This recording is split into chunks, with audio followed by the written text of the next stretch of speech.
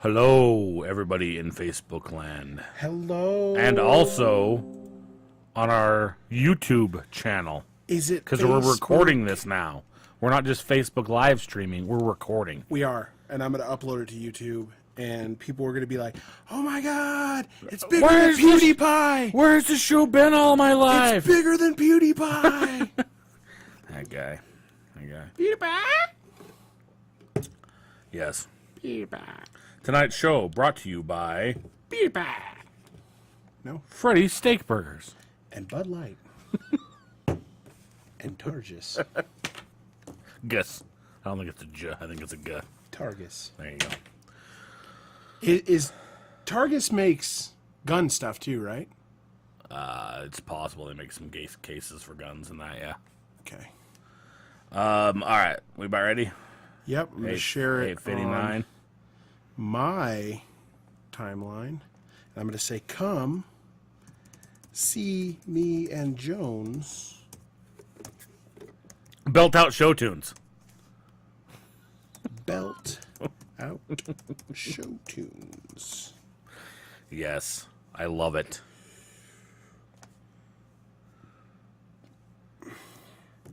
All right. Here we go. 5, 4, 3, 2. Two fat guys with a fetish for Star Wars. The Emperor has been expecting you. Plus, they talk about a whole lot of other cool things, too. All the time. All the time. All the time. Collectibles, food, sports, even movies and gadgets. This is Beyond the Routine with Chris, Jones, and some guy named Dave. Except no Dave, because he's down in Mexico. 2 in a row, Dave minus Dave. 3, actually. Is it 3 now? Is it 3? I think it's 3. I think it's just 2. He's down in Mexico getting kidnapped, getting beheaded. Or scuba diving, one of the two. Getting kidnapped by the cartels. No, they're Dude, very far south. What would you do cartels. if, like, Dave came back and he was like an empire, like he had built an empire. Like he broke bad when he was down there and became like a cocaine like. That would indeed be something. I don't know if it would really, be a thing, but it could be, I guess. Yeah, he just becomes a drug lord. The drug lord, Dave. Dave Thorne, the drug lord. Pete, we need you to redo the intro. It's no longer some guy named Dave. We're required to call him El Jefe. El Jefe. El Dave. So, all right. Well, as we start off every episode, let's get right into. They just couldn't give you enough in one segment, so they're gonna go off on their own. It's time for Week in Review, where they discuss the big news from the week, even personal experiences. Hopefully, more news from the week. Nope, all personal experiences today. Yep, all personal experiences all the time. And I'm actually just going to pass right on to Stoles because I don't have a whole lot to talk about. I don't have a ton either. I've been watching way too much Good Mythical Morning, like in its obscene amount. Okay. I'm mildly obsessed with that show. I've been playing way too much poker. I may have a problem with that too. The Poker Night 2, Night at the Inventory. I even thought about maybe playing some online poker, to be honest. Like giving them a credit card number? Uh-huh. Oh, boy. Yeah. That's scary stuff right just there. Just a little, like just dollar games. I don't know. That's what it starts out as. Slippery slope. Yeah. The biggest news this week is I got a new laptop. You did, and it's beautiful. Which will not be stolen for my car, hopefully. Because he keeps it in his house. I got an HP Omen 15.6 inch. Does it worship the devil? It does. Okay. I actually had to sacrifice my firstborn. That's why you won't see Yana around anymore. Sorry, Yana. Yeah, sorry about that. Yeah, it's a gaming laptop. It's a definitively mid-tier gaming laptop. It's very thin profile. It doesn't have an optical drive. That's one of the things I was after. It has 8 gigs of memory, upgradable to 16 gigs. It has an SSD. It has one of the M.2. Have you seen those little things? M.2 SSDs. And it has a GeForce GTX 960M. So 960 is not, it's not bad. It's not bad. It's actually a much better laptop than my gaming computer. My gaming computer's woefully out of date. This one's not as out of date. It's definitely not top tier like Alienware type stuff, but it also doesn't weigh 12 pounds. So Even though it does have some bulk to it, it does. Definitely not Alienware heavy. I could knock someone out if they were trying to steal it. Indeed. But so you said basically the only thing you didn't like was what? The trackpad. I don't like the transition from the trackpad blends in too well with the click, the keyboard wrist, so I really don't like that. Oh, okay, but, I see what you're saying. other than that, I haven't used it a ton for games yet. I put some games on it. I made sure they worked. I booted up, and I've played some poker on it. But other than that, I haven't really played any games.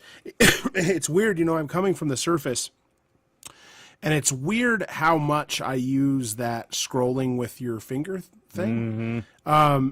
How many times have you touched your screen? A bunch of times. A bunch of times I've caught myself. It's odd because when I'm on a desktop, I don't make that transition at all. But now that I've had a Surface for a couple years, it's an auto thing to go from the keyboard to just right on the side of the thing and just scroll through. So right. I'm kind of regretting that I didn't get a touchscreen, but not that much. Cool. Cool. All right. Was that all you have for your week in review? Yeah, I don't have anything else. My my daughter finished up her softball her softball season. We do want to give a shout out to JJ the DBA. Yes. And just know after tomorrow that you're dead to us. So. And no, you can't take the trophy with you when you leave. No. He dethroned me in my 2-week run. Yes. For two game run, I guess I should say, 2-game run in the first place poker, and he dethroned me, and he thinks he gets to take the trophy with him when he leaves now. So if you haven't picked up on it yet, JJ is someone we work with that it's his last week at our work this week. Big loss. He's a big awesome guy. He is one to he's kind of the practical joke guy. A little bit. Yeah. He'll come over and send an email from your Outlook, or he'll rearrange your desktop or something like that. And so it's been adorable to watch him walk around the office because you can tell that he's really trying to cram it all in this week. So he's come up to several people's desk and messed with them several times. Yes, indeed. Which I'm not sure is going to bode very well for him in the end of the week. But yeah, so big shout out to JJ the DBA. You will be missed, but awesome. You will be dead to us. So dead. Sorry, JJ. Yep. The DBA. All right, well, let's move right into. Just in case you forgot, they're nerds before anything else. And just like you, they love technology. It's time for Tech News. Indeed it is. And my first story comes straight out of the outer space, actually. I like outer space. The federal government has approved its first private mission to the moon, basically. So many of you are wondering, why does the federal government have to approve a private company? Because it's the U.S.'s, because we're the only ones that have ever been there. And suck on that, rest of the world. It's the Outer Space Treaty. Did you know this such thing existed? No. The Outer Space Treaty requires countries to authorize and continuously supervise the activities of space missions under their jurisdiction. Including those of commercial companies. That's because they don't want someone to go to the moon and steal all the cheese. Yes, indeed. Because that whole damn place, the whole thing is cheese. It's ruined with cheese. Yeah, just cheese as far as the eye can see. In the United States, the Federal Aviation Administration carries out these duties. But basically, we now know by now a number of companies, including SpaceX with the Red Dragon mission, are seeking to push beyond Earth's orbit. And that's basically been the traditional boundary for commercial activity. Perhaps the biggest of many questions this raises is how permissive is the federal government going to be regarding this new commercial interest?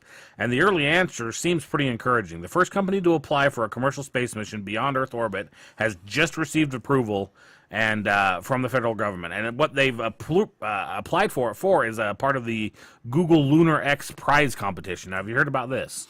I think I heard something about that a couple years ago when it launched, but what is it? So it's basically Google is offering $20 million to the first private company to land on the moon. I think BtR needs to go into space exploration, bro. Right? It'd be a hell of a thing. Land anything on the moon or land a man on the moon? Just a craft on the moon, basically.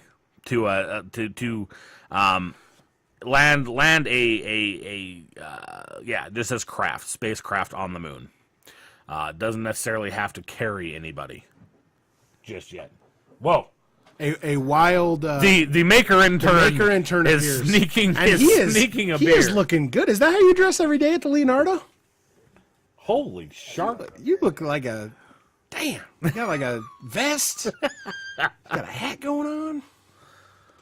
All right, so yeah, basically the company's name is Moon Express, and they intend to launch a small That's a single little stage on the nose, don't you think? right? They intend to launch a small single-stage spacecraft to land on the moon by the end of 2017.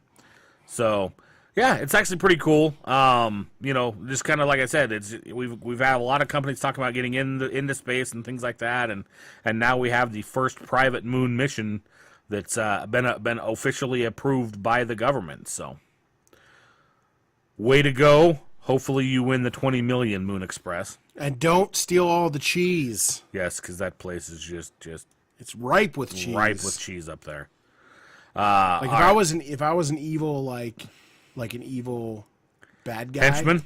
an evil henchman, I would use a laser to melt the moon, and then the cheese would fall to Earth. Would you use sharks with freaking laser beams on that freaking and then head? I'd have them melt the moon, and then the cheese would it would flood the world. All right, why don't you do one of your stories next, there, Chris? All right. Well, I know this one's gonna boil you up. This one is I specifically got this one because I knew it would grind your gears. That's a whole segment on Family Guy. Yeah, it is. You know what really grinds my gears? When Apple replaces the pistol emoji with a water gun. Oh, horrible. So, bullets are out, water is in. Apple's replacing the controversial pistol emoji with a green water gun in the next version of its iPhone and iPad operating system, iOS 10.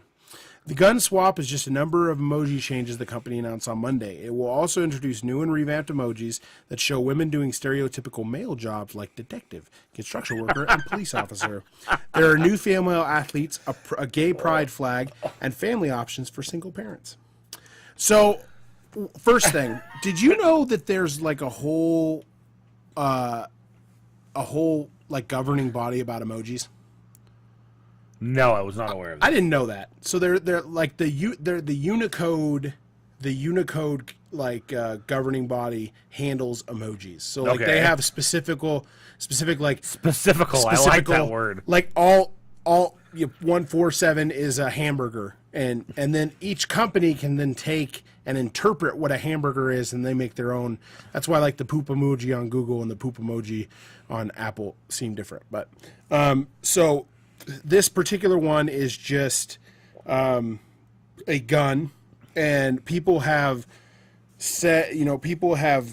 called it inappropriate in the past, and there's actually been some issues. There was a 12-year-old in Virginia that was charged after allegedly threatening her school in an Instagram post that used a gun, a knife, and a bomb emoji.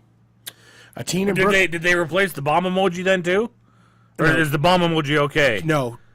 Because it has like two little eyes on it, right? It's one of those bombs that actually has arms and legs and the eyes. The Muslims have to keep using the bomb emoji, so they haven't done that. They don't want to upset the Muslims. Gosh forbid you upset the Muslims.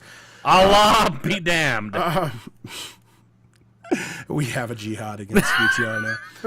A teen in Brooklyn was arrested for using a police emoji with a pistol emoji pointing at its head. Oh, dear. So a French court ruled a pistol emoji could constitute a death threat, and they sentenced a man to 3 months in prison for texting the gun to his ex-girlfriend. Are you kidding me? Mm-hmm. Yep. So last year, an organization called New Yorkers Against Gun Violence started a campaign to get Apple to replace its version of the pistol emoji. It launched a site, disarmtheiphone.com, and sent an open letter with the firearm emoji as a symbolic gesture to limit gun accessibility. So they're stamping on our Second Amendment emoji rights. How do you feel about this, Jones? Oh, I tell you what. Do you feel like This country, it's gone to the fucking birds. Plain and simple. Yeah. I think it's a little ridiculous. This is not. This is the funny thing about this is that they're not the first company to do this. Microsoft has actually used the toy gun emoji. Always. They've always used the toy gun emoji instead of a pistol emoji in Windows. Google, Samsung, Facebook, and Twitter are still all using realistic pistol emojis. So we'll have to see if once Apple does this, if they all follow suit and we just live in a PC world. You know what the time to do now is? Now is the time, and I may look into this because... To hoard all your pistol emojis? No, I'm going to create realistic gun emojis for every single type of gun out there. I'm going to take it one step further. What? We're going to name them after... No, that's too much. Never mind. Were you going to be like, we're going to name them after victims of school shootings? How's that for not PC? So, anyways, no, I think you could definitely capitalize on some gun emojis now that people are hearing about this and they're like, well, no, now I gotta have my gun emojis to rage against Apple. They'll take my gun emojis from my cold dead hands. Exactly. So that would make me wonder then would Apple then deny my gun emoji app that I create to give gun emojis? I don't know. I think that we live in a world that is way too PC, and I think that if they should get rid of any emoji, it's the poop emoji. Yeah, that needs to go. Yeah. All right, well, let's move on to something that became available for pre-order this week. What was it? The Galaxy Note 7. Pre-orders opened up yesterday. Well, actually, Wednesday at midnight. And this is the new hotness. Hotness, and I was super stoked. Like, I was ready to order it. And then I thought, you know what? I don't think I ever read through the specs. I read through some leaked specs back in the early stages when it was the things was just being leaked. But I went ahead and read through the official specs now, and it's just a really big S7 is all this thing is. Yeah. It's kind of disappointing. It has eye unlock or something. Right, it's got the iris scanner. I saw a bunch of memes online this week because Samsung, as you know, is a Korean company, and apparently the iris lock has a little problem with the Asian persuasion. Asian Isa. Yeah, it said it just says please open your eyes all the way. And the Asian person is like, those guys, they can't win for losing, because I know that Alexa and Siri both don't like the Asian accents. They don't respond to black people. Like, really? I can't put that on your shopping list, Tyrone. Wow. Yeah. So there's that. But no, so I was, like I said, I was a little disappointed. It's the iris scanners out there. But that's really about, it's just they could have made it a lot better. They could have put a newer generation processor in it. It's still got the Snapdragon 820, which is what the S7 has. So it's really just a big S7 with the pen. Is what they turned it into. Like I said, the iris scanner, okay. But the incentives to order it are pretty sweet. They're offering up the Samsung Gear Fit 2 watch, or a 256 gigabyte micro SD card, if you pre-order it. So, got some good incentives there, but I still just I don't think it's for me, because I compared when the S7 came out. I compared the specs from my Nexus to the S7, and my Nexus is basically very similar in stats to the S7, so I'm not going for that much of an upgrade. When does the new Nexus get announced? The new Nexus, I haven't seen. They've leaked some specs on the Sailfish, Nexus Sailfish, which is their 5-inch version coming from HTC, and its specs don't stagger me either. So I haven't seen the larger the Marlin one, and the Sailfish. The Marlin is the bigger one. The Sailfish is the only thing I've seen leaked specs for, and they're nothing to write home about. So I think what I may end up doing, the S8 is getting some pretty big news coming out of it, of what it's going to entail and everything. So, do you really need a new phone though? You're good for a while, right? You have the 6P. It's a sweet phone. It's a good phone, but come early 2017-ish, I'll probably be in the market. And I think at that point, when the S8 comes out, which it's due out early 2017, I may go ahead and sign up for Sprint's Galaxy Forever plan. Ooh. And just keep me in. And then you're as bad as the iPhone peoples. Yeah, I'd just be Be one of those Galaxy guys. Yeah, Galaxy. I hope that's not their actual name. We're the Galaxy guys. Hopefully. Did you hear what Twitter did this week? Did they tweet? They tweeted. Those twats tweeted. Wait a minute, is that not? I don't think that's how you say it. The people that use Twitter, they're twats, though, right? No, they're tweeps. They're not twats. Not twats.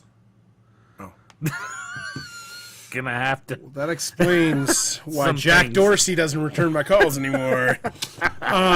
They open up verified accounts to everybody. So you can have Really? you can have a verified account on Twitter. You get your little check. Wow. You have a little check by your name. That's all I got. Just they open up verified accounts to everybody. If you want to get verified, get verified. So wait, so I can be verified as Justin Jones, Yeah. and they get a check by my name. Yeah, you need to complete a form. You need to provide evidence of why an account should be verified as a matter of public interest. A verified so that's phone gonna number. Be a problem is I don't really have a reason that I'm interested in you. How many followers you got? Like 17? You're big time, Jones. All right. You know, I feel like that should be a bar. Like if we can't like get our Twitter verified based on this podcast, like we have not made it.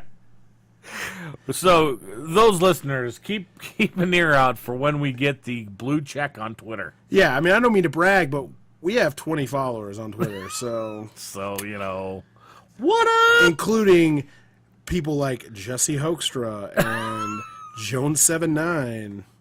Who's Nick B? He has a really sweet Twitter account at Pino. Yeah, he's an old P42 guy. That's like a 4. Look, you have a beer, and you're in the pool with the beer on your Twitter. Yes, I am. You have a, It was very hot that day. It was in Phoenix. how many roads must a man walk down? 42. Hitchhiker's Guide to the Galaxy. Mini life. Bam. Deep stuff. That was your last tweet. So tell me about Elon Musk, what he's teasing now. Oh, Elon Musk. Can we go a week without talking about Elon Musk? No, we Elon can't Musk- because he officially sponsors our show. He does. Thanks for the new laptop, Elon.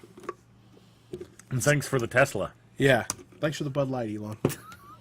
Elon Musk on Tesla's fully autonomous car. Quote, "What we've got will blow people's minds." Oh, I thought it was just going to be blow people. That would be amazing. Pre-order! That'd be so great. Could you imagine how much better your day would be if, like, you drove to work and got blown every day? That'd be so great.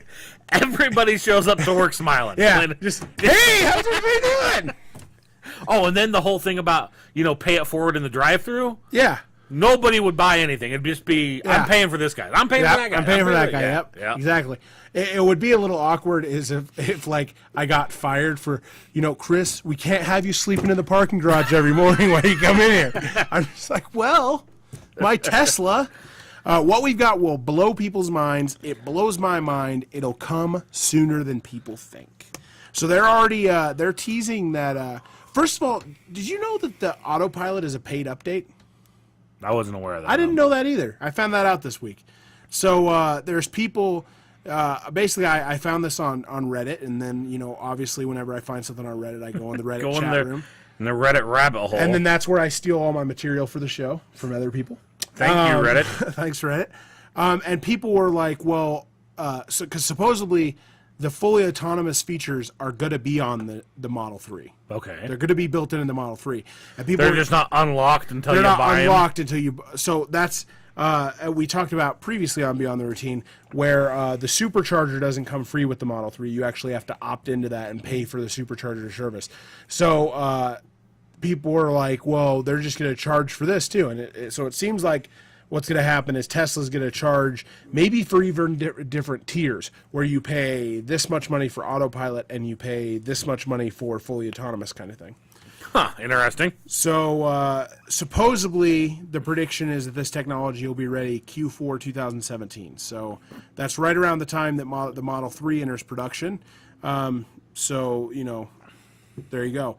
Musk again emphasized the technology will be ready long before regulators will approve the technology for the public. So I guess that'll be the question, is if they run into some legal trouble, because the autopilot gets away with it because it's not fully autonomous. But So that does beg the question, though. Can you have the feature built into a car, but not have it enabled, and still have that be okay? Yeah, I don't know. Because as we know, there's not much technology wise that can't be hacked.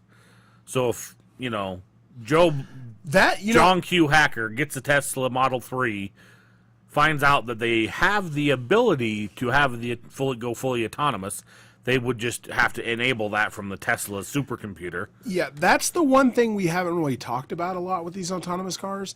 I have been to DEF CON, and I've seen what they can do just with stuff today. Yeah, like exactly. I saw a guy hack and steal a car.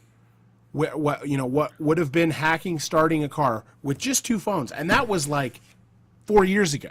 I saw someone hack a pump, a diabetic pump, and deliver what would have been a lethal dose of insulin just with a smartphone.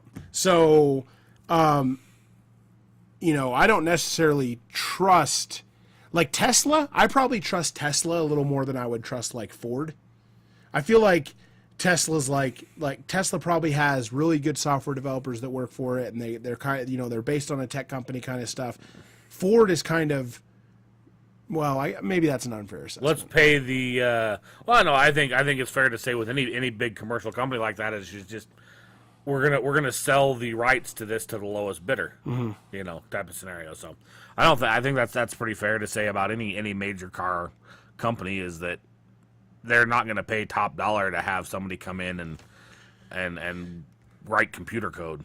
And there's also, this whole Model 3 thing is actually split the autonomous car groups online, because it doesn't use LiDAR, I think it's called, or LiDAR, which is light detection and ranging, which is what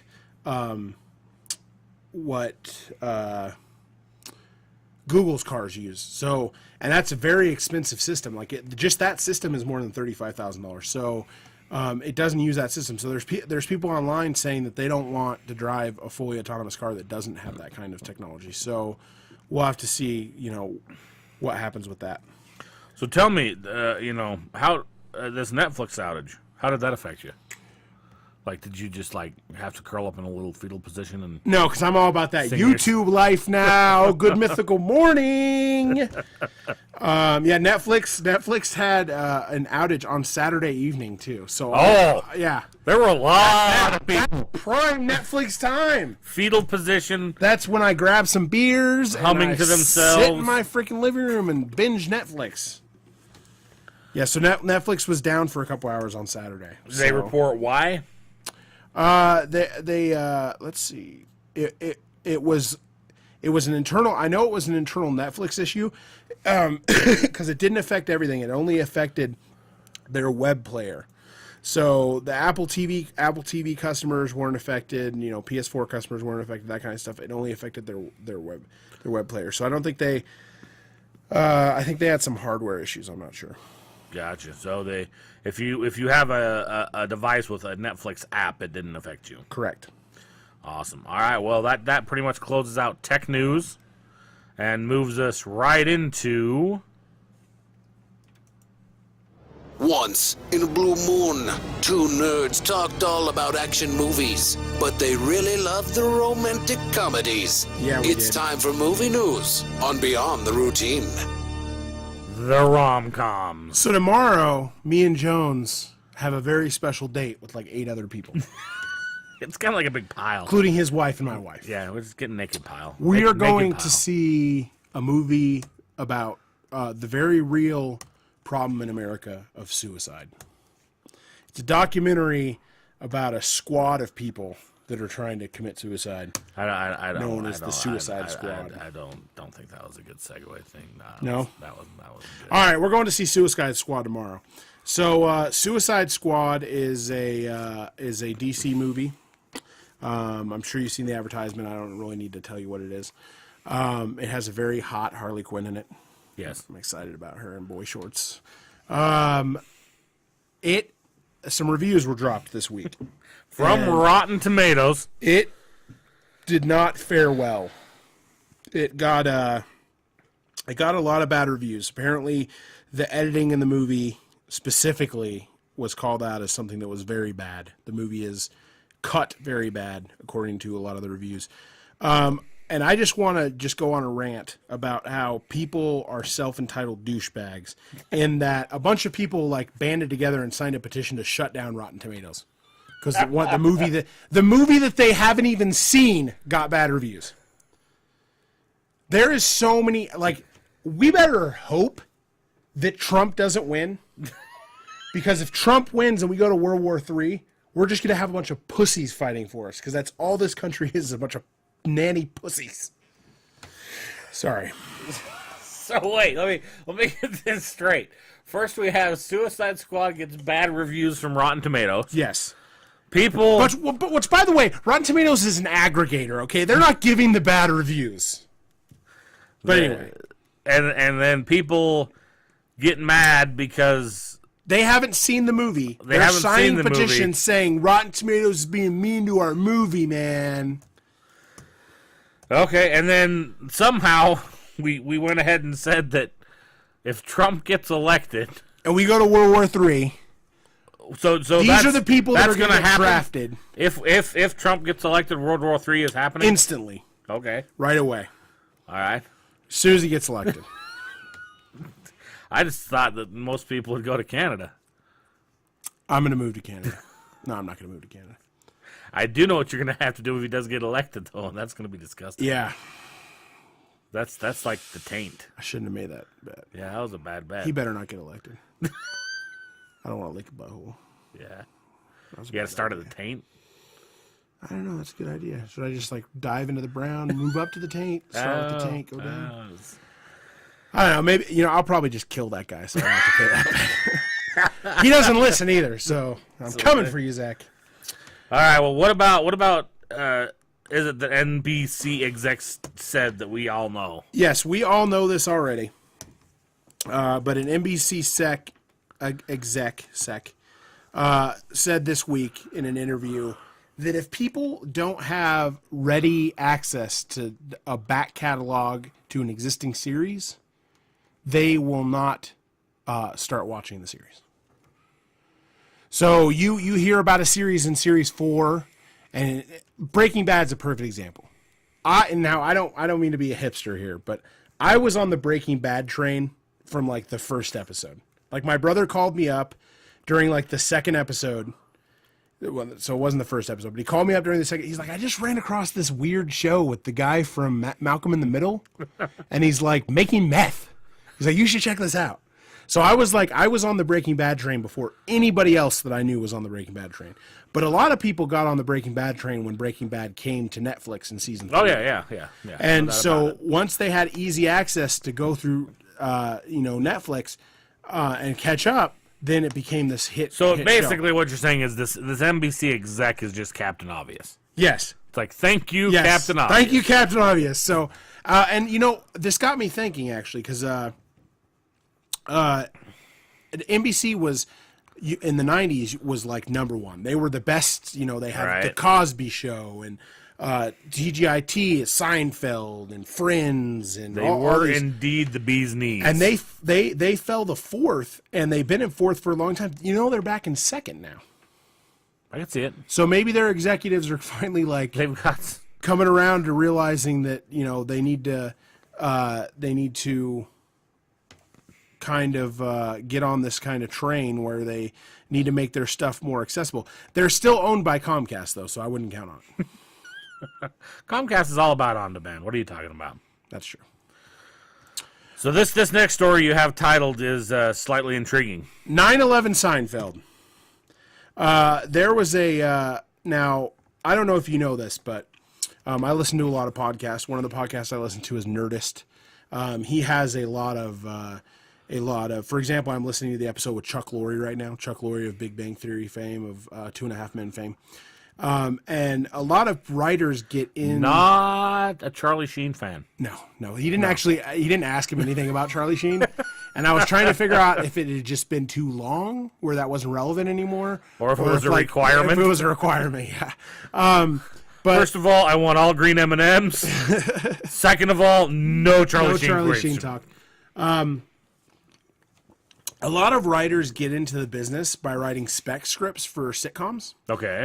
The most famous of which is The Simpsons. So writers will write spec scripts and then submit that spec script to a complete, like not to The Simpsons, but to a completely other company. And then they look at that spec script and say, okay, well, this guy obviously can kind of write. Let's see if, we can put him to work. So a spec script took off this week in internet culture because someone had wrote a spec script around Seinfeld set in the days after 9/11. Oh, really? So imagine all those people at their worst right after 9/11. Wow. Is basically what it is. So Seinfeld: The Twin Towers by Billy Domino. So it's a 44-page script. And it basically reads just like a Seinfeld episode. Were you a Seinfeld fan? I watched the entire. Well, like I said, I watched episodes, when they were still on the air live and stuff like that. But I wasn't a true follower. But I did go back and do the entire back catalog. As I did. So if you read this script, you can picture it. You can hear the people talk. There's specifically a couple scenes with Jerry or George's dad that sounds so much like In My Mind. Like I read this entire script from beginning to end, and it sounds. I mean, it is spot on a Seinfeld episode. It's an interesting read though, considering it's about terrorists and stuff like that. It's pretty crazy. So, all right, I thought that was cool. kind of interesting. That is. Seinfeld's still making the news after all these years. Yeah. Leave it to Seinfeld. Okay, well, that's going to, I think that closes out movie news and going to bring us right into... Drop in your quarters and hold on to the joystick. It's time for news and stories from the gaming world. Gaming news in the arcade. What do you got in the arcade, Jones? Right, so, Are you playing any more of your game? no, ever since you started talking about the poker thing, I kind of got back into the poker night, too. I'm up to 750,000. We should see who gets. What are you at right now? 660, I think. All right, we should see who can hit $1 million first. Yeah, we should. Be a good thing. So, yeah, that's what I've been playing there as far as the games go. But, no, this story caught my eye, and it really kind of made me think of the Gadget Intern. I don't know if you ever were a subscriber to Nintendo Power, the Nintendo Power magazine. I was back in the day. Both the Gadget Intern and I were pretty big Nintendo Power subscribers. But I wish, and I may try to dial him up here on my phone a little bit later. But I should have thought about this ahead of time. But I'm really sure that he continued his subscription long after I did, and may indeed still be a subscriber today. To have all of the Nintendo Powers, I think he has a good He's not a majority of the subscriber catalog. today because Nintendo Power shut Right, down. isn't today, but like I said, up until they were done, I think he was a long time subscriber, nonetheless. But what he may be kind of bummed to find out is now you didn't need to be a subscriber to go view the very first edition or the 60th edition of Nintendo Power, because the first 13 years of Nintendo Power are now on archive.org. That's pretty awesome. Yeah. So, and honestly, I love the title. This is from an Engadget article. The first line of this story reads, "Worth it for the cover art alone." And that's no joke. Some of the coolest things were not only the cover art for Nintendo Power, but the actual, each one of them had some kind of fold-out poster in the middle of them. And those were all real legit, too. So, I remember when I was a kid, my brother was, and Raleigh Tykes is listening right now, so I'm about to put him on blast. what up, Raleigh Tykes? He was a little bit of an urban hip hop listener, and I don't know exactly what you want to call that, but he kind of adopted that culture, and he subscribed to the magazines, I can't remember them offhand, but they always came with posters of things, and he had his whole wall was filled with Flavor Flav and Chuck D and Everyone. Awesome. And on my wall was just the posters from Nintendo Power. I was just like, yeah, this is how I roll over on this side of the room. So looking at this story, and I realize those of you listening and watching on Facebook can't really see, but I'll post a link out on the Facebook page to the story. It has about, what's this, 10 issues of Nintendo Power, the covers for the issues, and I can say that I actually owned every single one of those. That first one is Nintendo the first Powers, one. yeah. That's the one that the last one was a throwback to that one. And so, legit, lot of history there with the Nintendo Power. So That's pretty cool. I'll have to check that out. Go through them. go through and read. Like I said, I mean, just like I said, the cover art alone, taking you back to your favorite games on Nintendo, pretty cool. So, well, that's all I had in the arcade. So let's move right into one of my other favorite segments. Is this one. Here's some thoughts we pulled right out of our hats. And by hats, you know what I mean. It's the Beyond the Routine Grab Bag. Random thoughts from Chris and Jones. He means our butts. So the next one I'm going to do is actually my favorite story of the week. So I'm going to bury that a little bit, and I'm going to talk about this one first. I didn't read this whole article because this article is long. It's from the Mother Nature Network. It's very scientific and very long, so I didn't read the whole thing. But apparently humpback whales are just risking their own well-being to save animals from orcas. Really? Like all over the world. They're just like, screw you, killer whales. You, like other sea creatures' lives matter. You're giving us a bad name. And they're rising up. They're like, knock it off, orcas. Now just wait. People are going to start bad-mouthing orcas, and then we're going to have a whole Orca Live Matter. Orca lives matter. Yeah. Black, white lives matter. Black, white live fish matter. So basically, a marine ecologist named Sure. Robert Pittman has been observing since 2009 this particular dramatic dynamic. So basically, a pod of killer whales are hunting down like seals off Antarctica, and blue whales step in and they're like, "Knock it off, douche!" And blue whales are a lot bigger than orcas, so they're Yes, like, they are. They're like, or not, excuse me, humpback whales. They're like, "Knock it off." So I don't know what that's all about, but there's some beef in the sea. And scientists are a bit baffled by it because Yes. they weren't. This is unknown behavior. And they weren't doing it previously. All of a sudden, they were just like stopping it. They were just like, knock it off. They intervene only as the killer whales begin their hunt, or when they are already engaged in a hunt. It seems clear from the data. So 89% of the times they do that. They only intervene when they're on the hunt. Awesome. So I don't know, man. Maybe we can interview a humpback whale and ask him why he's doing it. I speak whale like Dory from. Do you speak whale? No. My favorite story this week, and the one we're actually going to play a little bit of a game on, is I ran across a cool little study this week by Pantheon Media. Okay. It's called Pantheon, but it's by MIT. So MIT, you know, they're nerds. They like the math over there at MIT. They like to do the math.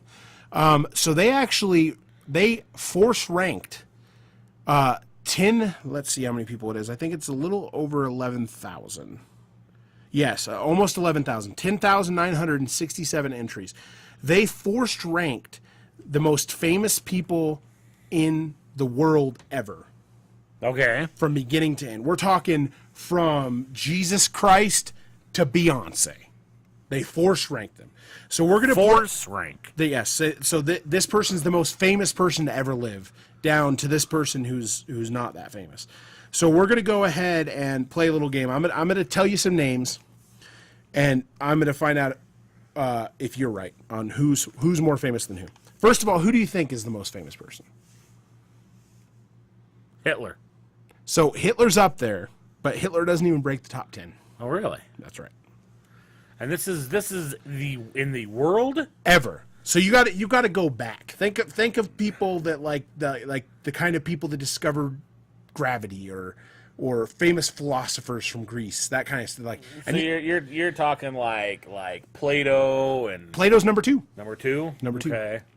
So number 1 is going to be Plato is definitely in the same vein as Plato. If there was a Mount Rushmore, this guy would appear with Plato on that. on the Mount Rushmore. Aristotle. Aristotle. Aristotle's number 1. So it goes Aristotle, Plato, Jesus Christ, Socrates, Alexander the Great. That's the top 5. So here we go. I'm going to name 2 people. Marco Polo or Genghis Khan. Genghis Khan. Marco Polo. Really? Marco Polo comes in at 40. Genghis Khan is 44. How about Pablo Picasso or William Shakespeare? That's a tough one. Shakespeare. Shakespeare comes in at 18. Pablo Picasso's number 50. Oh, so there's a big span. Okay. So let's see if we can dive into the. Let's see here. Let's do some modern people. So let's say that they have to be born from this century. So let's say from the 1900s to 2010. Okay. All right, hold on. All right. Che Guevara or Fidel Castro? Now, Che Guevara, that's the one that Rage Against the Machine had on there. Yeah, he's from Argentina. Right, yeah. So I'm going to go Fidel, though. Fidel would be 17th. Okay. Che Guevara is number 1. Oh, in the new time In frame. the 1900 to 2010. Really? But that means that Che Guevara is higher on the list than... Right, no, obviously. I'm just saying, yeah, we're now that we've adjusted the time frame, that's why he's number 1 instead of Aristotle. How about Mother Teresa or Heinrich Himmler? So Heinrich Himmler was like Adolf's like main dude, Mother Teresa. Mother Teresa's right. All right, let's do one more.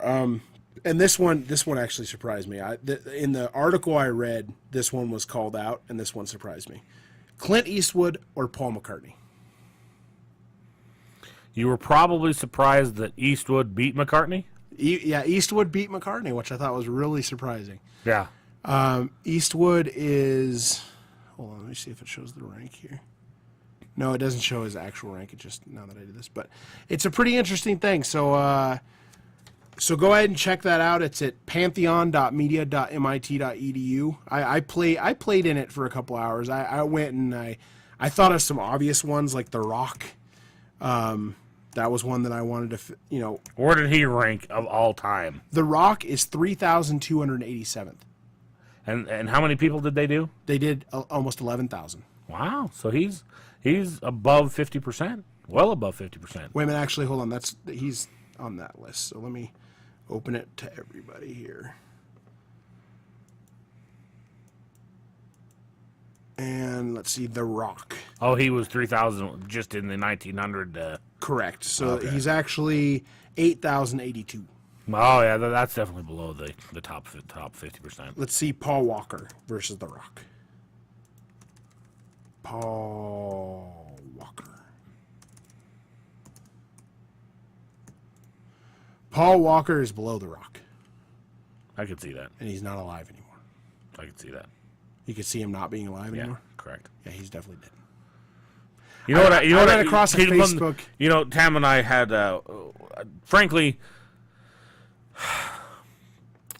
the whole Paul Walker thing affects me a lot more than it does my wife, and to the fact that I don't like Fast 7.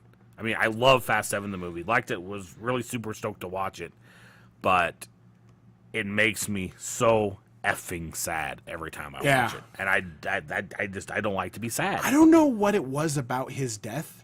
It's weird because, I can only think of one other celebrity that affected me that bad. And when Robin Williams died, Yeah, Robin Williams. I cried. He didn't have as big of effect. My on me. mother loved Robin Williams. That was the first thing I thought of when Robin Williams died. Is I'm so glad my mother's dead.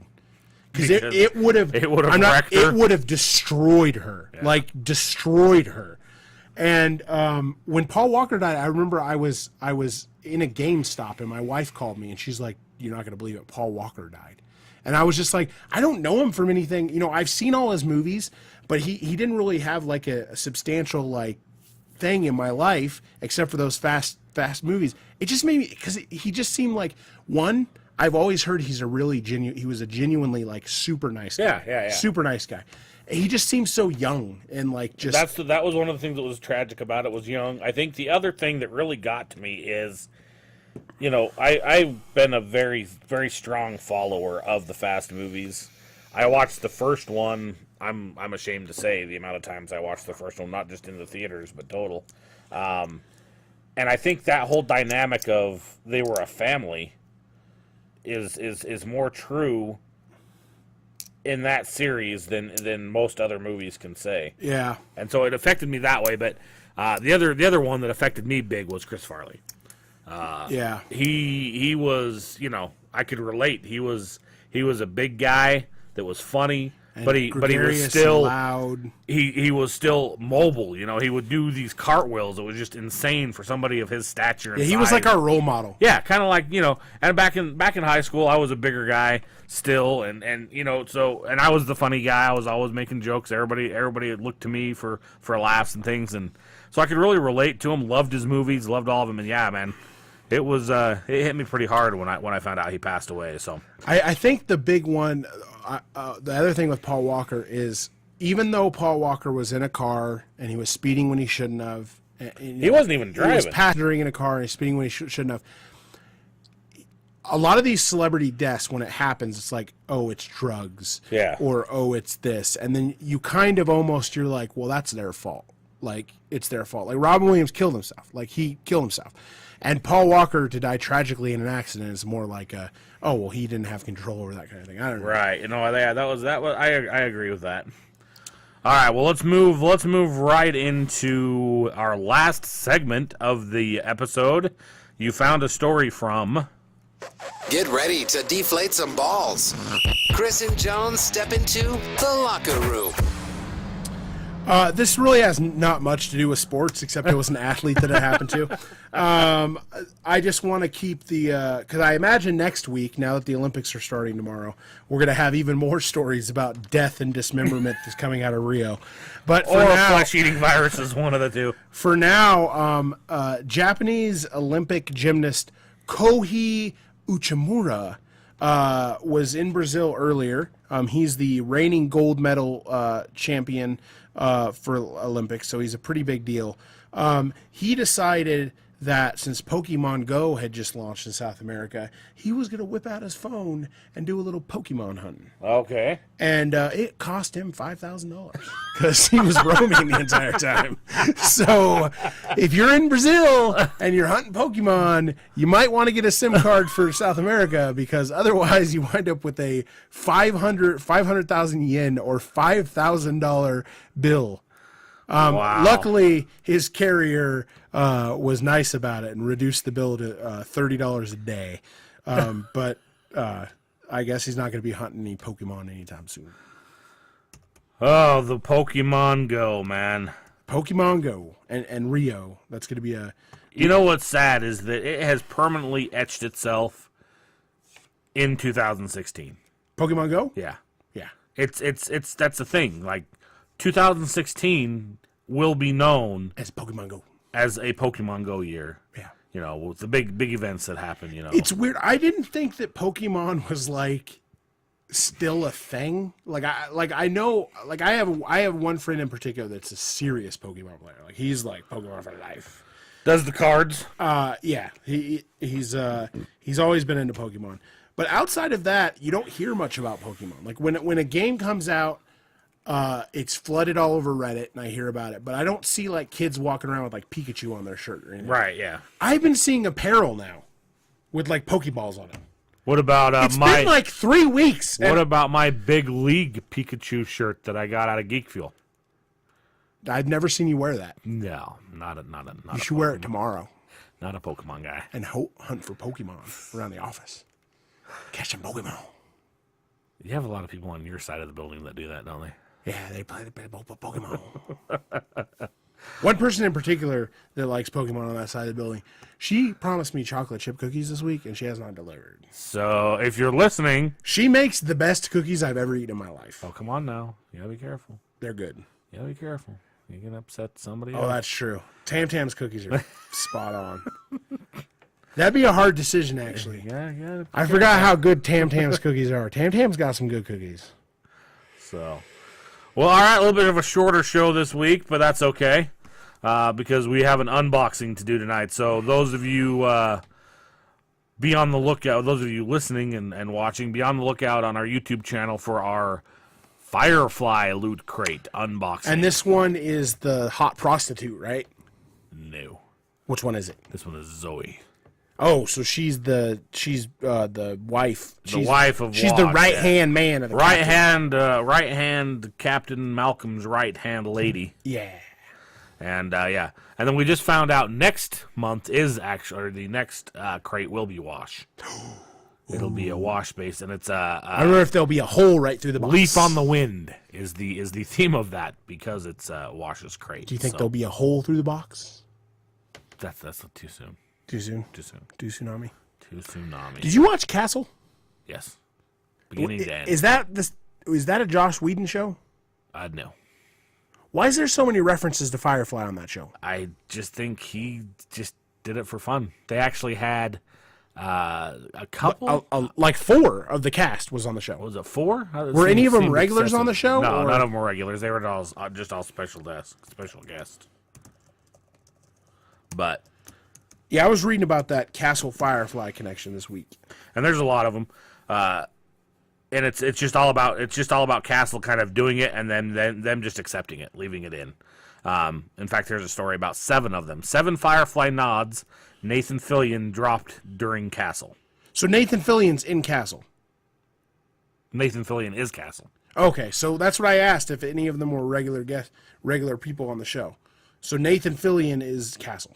Well, yeah, but you were talking about the other people from Firefly. I thought is who we were talking about. Okay, I didn't realize that Nathan Fillion was Yeah, Castle. Nathan Fillion's the main star. He actually, on one of his costumes where he dressed up, it was his Malcolm Reynolds costume that he dressed up during a Halloween episode.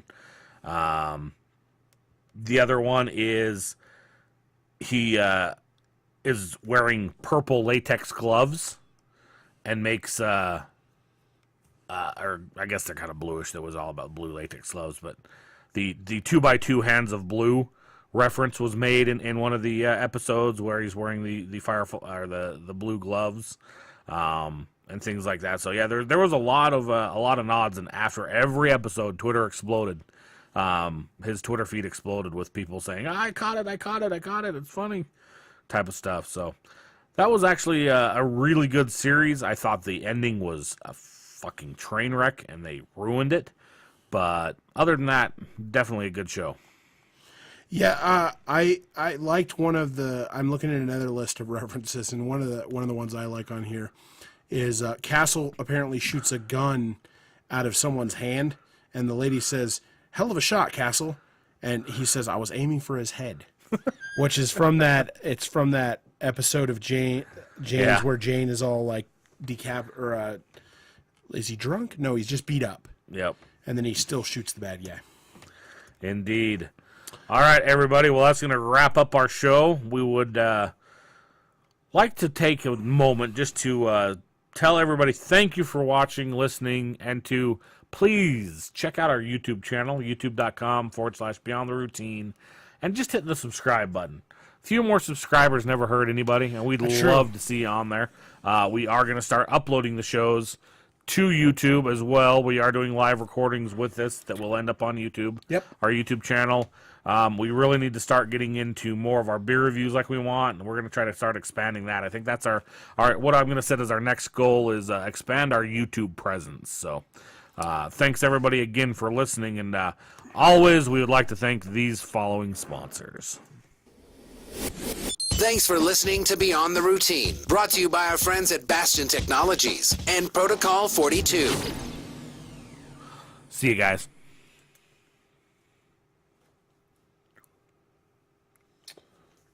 Bye, Chuck.